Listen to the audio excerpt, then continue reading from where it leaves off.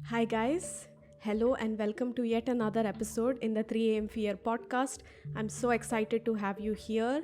And today I have a very interesting case for you. This is yet another axe murder series. That's the Axe Murders of New Orleans. It's one of the strangest cases in history. The Axeman mainly targeted an Italian Americans. The victims were mostly grocers by profession.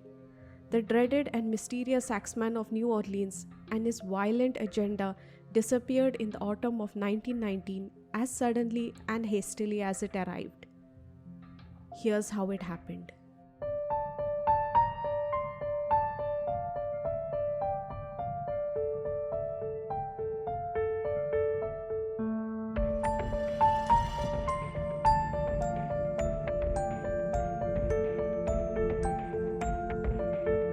Hello and welcome to the 3 a.m. Fear podcast. I'm Nikita Ferrao, mystery and thriller author. On this podcast, I talk about real crimes and real people. Due to the graphic nature of some of this content, listener discretion is advised. You can find the episode show notes on my website 3amfear.com. Let's get started.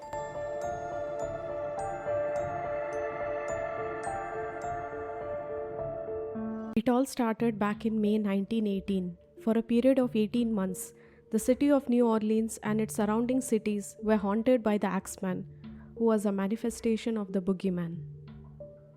This haunting series went on till October 1919.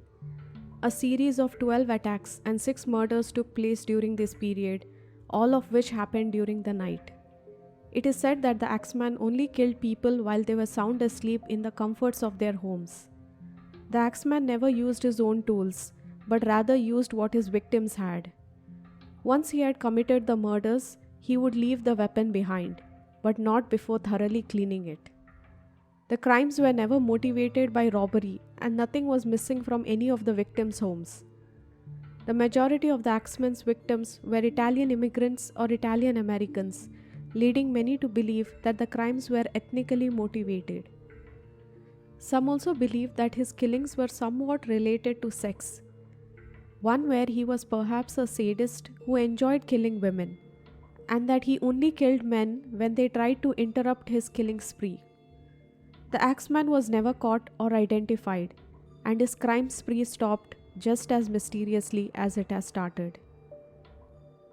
On May 23, 1918, at 4901 Magnolia Street, the first suspected Axeman attack took place.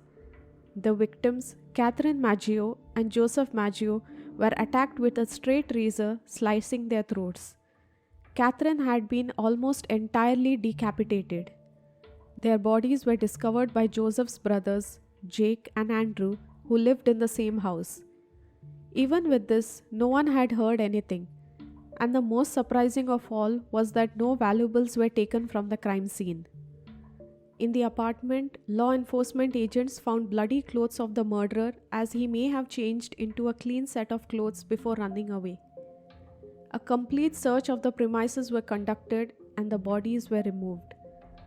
The bottom panel of the kitchen door was knocked out, and all that was found at the crime scene was an axe that belonged to the family. Fingerprinting was around at that time, but it was still new and not properly used. So even if they did or could find any fingerprints, it was of no use for them. The razor that was used to kill the victims belonged to Andrew Maggio, the brother who conducted a barber shop on Camp Street. His employee, Esteban, told the police that Maggio had removed the razor from his shop 2 days prior to the murder. Andrew lived in the adjoining apartment to his brother's residence and had discovered the bodies roughly 2 hours after the attacks. He also said that he could hear strange noises through the walls. Andrew blamed himself for being irresponsible as he was too intoxicated to help his brother and his wife. Andrew Maggio became their prime suspect in the crime, but was released later due to lack of evidence. A little over a month later, on June 28, 1918, the second axe murder took place. Louis Bessemer and his mistress Harriet Lowe were killed. They were killed in a similar style in their beds during the early morning hours. Their bodies were discovered in the morning by a baker who was doing his morning delivery. Shocked and equally scared at what he had just witnessed, he immediately called the cops. In their home, too, the bottom panel of the bedroom door was missing and their axe was used as the murder weapon. By now, talks about a murderer was on loose and everyone was scared. The poor baker was suspected of the murders even though it was he who called the cops in the first place. It's scary. I mean, he reported the crime and he was the prime suspect for them. Louis was said to have been struck with a hatchet above his right temple, which resulted in a skull fracture. Even with this, he was lucky enough to survive the attack. His wife Harriet, on the other hand, was hacked over the left ear. Although she initially survived, she would soon succumb to her injuries and die 7 weeks after the attack. She gave her testimony to the cops, telling them that she saw a mulatto man with a hatchet attacking them. A mulatto, if you don't know, is a person of mixed white and black ancestry, especially a person with one white and one black parent. After the statement was given, a 41-year-old African American man named Louis, who worked in Bessemer's grocery, was arrested after he gave conflicting accounts to the police about his whereabouts. Although arrested, the police could not keep him in custody for long as they had no much evidence against him. Now, something shocking happened here was that just before she died, Harriet said that Louis Bessemer was the man who tried to kill her. Now, the police had already suspected Bessemer for a murder, and not because of the Axeman. They had found letters in Russian, German, and Yiddish, and when asked, Harriet confirmed that Bessemer was a German spy for Kaiser William II. However, the police were wrong about Bessemer's role in the espionage, and the jury found Bessemer not guilty of assault on Harriet Lowe following a 10-minute deliberation and a 9-month arrest. A month later, on August 5, 1918, in an undisclosed home location, Anna Schneider was found by her husband in the afternoon at their home. Her head was bashed in multiple times and her scalp was cut open with what the police believed was a lamp. She was immediately rushed to the hospital and survived the attack. After searching her home, the cops found that her axe was missing. A week after the attack, Anna gave birth to a healthy baby, and both mother and child were safe and fine. Anna later testified, saying that she woke up that night to find a dark figure standing over her bed. Upon investigation, authorities discovered none of the windows or doors had been forced open. They arrested an ex-convict named James Gleason, who ran from the authorities. There was no evidence connecting him to the crime, so he was later on released. 5 days later, on August 10, 1918, reportedly near Tonti and Gravier Street, 80-year-old Joseph Romano was found by his nieces Pauline and Mary after they heard him struggling. By the time they came to his rescue, he was dead. His head was bashed in. Luckily, they survived, but they were able to describe the attacker. They said that the attacker looked tall, dark, and heavy-set. He was wearing a dark suit and a slouched hat. In August 1918, the New Orleans newspaper allegedly recounted, quote, "Armed men are keeping watch over their sleeping families while the police are seeing to solve the mysteries of the axe attacks. Extra police are put to work daily." End quote. 7 months later, on 10 March 1919, the Cortomaglia family was attacked. Rose Cortomaglia and her husband Charles Cortomaglia were attacked in their sleep. Rose woke up to find Charles fighting the Axeman, a battle that he would soon lose. Rose and their 2-year-old daughter Mary were attacked next. Both mother and daughter survived, but unfortunately, Charles did not. In a similar fashion, the family axe was used for the attack. 5 days later, a New Orleans newspaper called the Times-Picayune got a letter from the Axeman. The letter read, quote, "Hell, March 13, 1919. Esteemed mortal, They have never caught me and they never will. They have never seen me, for I am invisible, even as ether, which surrounds your earth. I am not a human being, but a spirit and a fell demon from hottest hell. I am what you Orleanians and your foolish police call the Axeman. End quote. The Axeman then goes on to insult and threaten the cops. Quote, they have been so utterly stupid as to amuse not only me but his satanic majesty. But tell them to beware. Let them not try to discover what I am, for it were better that they never were born than for them to incur the wrath of the Axeman. End quote. He then goes on to remind the people that he could be worse. Quote, undoubtedly you Orleanians think of me as a most horrible murderer, which I am, but I could be much worse if I want to. At will I could slay thousands of your best citizens, for I am in close relationship with the angel of death. End quote. However, the most important clause is a specific threat that would terrify the entire New Orleans community. Quote, now, to be exact, at 12:15 o'clock earthly time, on next Tuesday night, I am going to pass over New Orleans. In my infinite mercy, I am going to make a little proposition to the people. Here it is. I am very fond of jazz music, and I swear by all the devils in the nether region that every person shall be spared in whose a jazz band is in full swing at the time I have just mentioned. If anyone has a jazz band going, well then, so much the better for the people. One thing is certain, and that is some of those persons who do not jazz it on Tuesday night, if there be any, will get the axe. End quote. This letter would later spark the creation of a jazz song entitled, quote, don't scare me, Papa. End quote. This song is also known as the Mysterious Axeman's Jazz. The Tuesday night mentioned in the letter was March 19, 1919. It is said that the city was truly alive that night. The bars were full. Those at home blasted jazz music throughout the night, and those who did not have the facility or were afraid to be home alone were at the bars and clubs where the music played. It is worth mentioning that the Axeman kept his word, and not a single person was killed that night. These are my words, and I kind of feel like the Axeman was pranking those guys.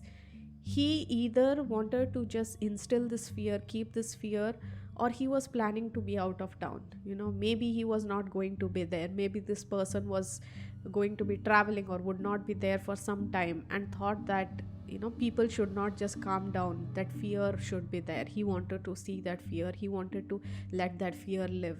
So the best thing he thought was, okay, I'm gonna scare them, I'm going to tell them that if they do what I say, then I'm not going to kill anyone, because maybe he was not there in town at all. Maybe he was not there in town at all. My words, can't say, but I think that maybe he was just messing around with the people, because here's what happened next. On August 10, 1919, Steve Boca was badly injured in his home after he woke up to a man next to him holding an axe. Steve managed to fight off his attacker and dragged himself to his friend's home nearby, after which he called the cops.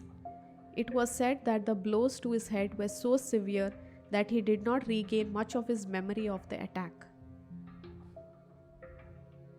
Well, the Axeman did kind of keep his word, but at the same time, he was back. In early September, on 2128 2nd Street, 19-year-old Sarah Lawman was reportedly attacked by someone who entered her home through an open window with a blunt object. A bloody axe was discovered on the front lawn of the building. Sarah too managed to fight her attacker and regain consciousness, but unfortunately, she too could not recall much of the attack. About 2 months later, on October 27, 1919, at the corner of South Scott and Ulloa Street, Esther and Mike Pepitone were attacked. Esther reportedly awoke around 1 a.m. to her husband screaming and ran to the bedroom. Her husband's head was struck 18 times and died 2 hours later. Esther reportedly said that she saw two figures in the bedroom, but she could not identify them as they fled the scene. One of the apparent weapons used during the attack was a bolt with a heavy nut, something used to secure a circus tent. At the time of the attack, there was a circus on the nearby two-lane avenue that weekend. Even with all of this, nothing was confirmed. This brings us to the end of the Axeman's killing spree. Now let's get to the theories. The first and most popular theory is that maybe the Axeman was not just one person.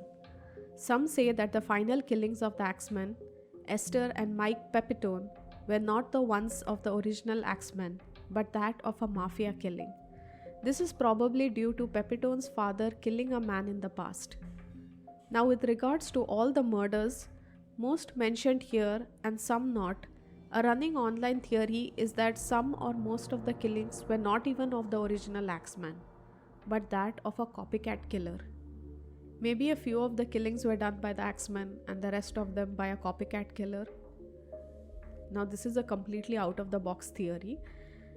Some believe that the Axeman might be a supernatural figure that could slip through tiny entranceways and become the large man that witnesses described as the killer to be. It's just a theory. People believe that maybe because no one saw this person come in or go out, and of course all the doors, all the windows, everything was closed and locked. So how did this person get in? So this is one of the theories, that maybe the Axeman was a supernatural figure who could just come in and go without being checked or without being found. If you have heard my Axe Murders of Villisca episode, then you would know that those killings and these killings are almost similar. There is a lot of similarity between both. Both of them, the murderer could not be found. There was no way that a person could just get in and get out of a house without being seen, and yet it was done. If you haven't checked out, then please do check out the Axe Murders of Villisca. It's a completely different story, it's a completely different killer, completely different time, but it's equally fascinating, so please do check it out. The last theory is actually a legitimate suspect, a man named Joseph Mumfree. Now, to talk about Mumfree, let's return to the last murder, Esther and Mike Pepitone. Esther survived the attack, but her husband did not. Esther later moved to Los Angeles and remarried a man named Angelo Albano. However, on the second anniversary of her former husband's death, her second husband disappeared and was never found again. Esther recalled that before their marriage, Angelo had ended business relations with a man who went by many names, one of which was Joseph Mumfree. On December 5, 1921, Mumfree visited Esther's home at 5554 East 36th Street in Los Angeles. He demanded $500 and Esther's jewelry. He even threatened, saying, quote, "Kill her the same way he had killed her husband." End quote. Now, why did I mention this is because given the fact that Esther was present when the Axeman attacked her husband, and when Esther was arrested for shooting Joseph Mumfree, she said that Mumfree was the Axeman. She said she had seen him run from her bedroom. The LAPD noted that there was evidence linking Mumfree to the death of Mike Pepitone, and Esther was acquitted for Mumfree's death. Here are some other things that seem to suggest Joseph Mumfree might be the Axeman. Upon investigation, the police found that Mumfree led a blackmailing gang in New Orleans that preyed on Italians. And the most surprising fact was, all of the Axeman's victims were Italians. Mumfree was in and out of prison for the past 10 years, and whenever he was out, the Axeman would strike.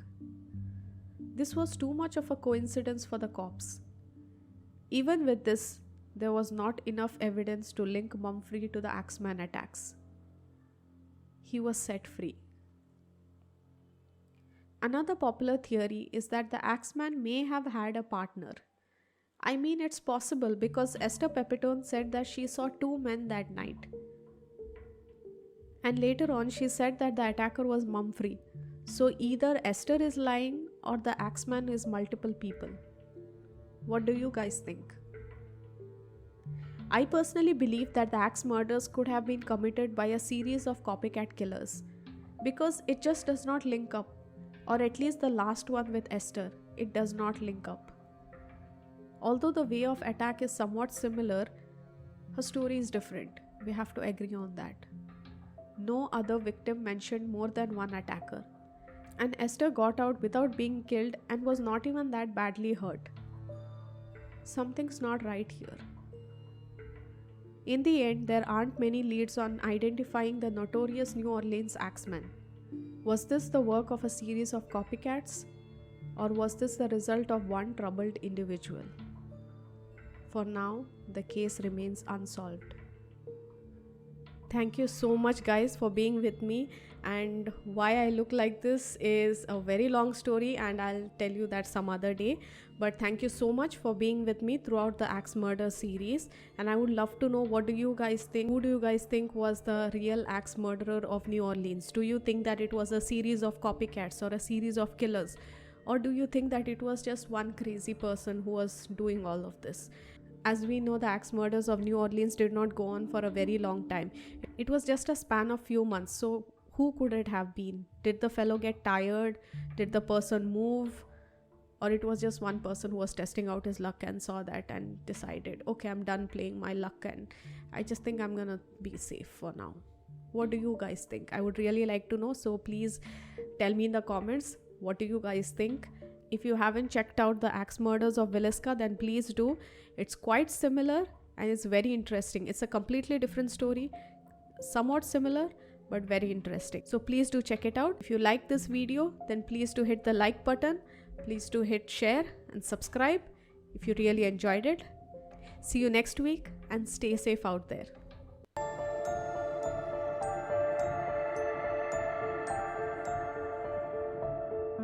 That's it for the day. Thank you so much for being here. Don't forget to follow me on social media, especially Instagram. The links are in my description box. You can also find the episode show notes on my website 3amfear.com. If you love reading thrillers, you can now check out my free ebook available on my website. Once again, thank you so much for being here today and see you next week. Have a great week and stay safe out there.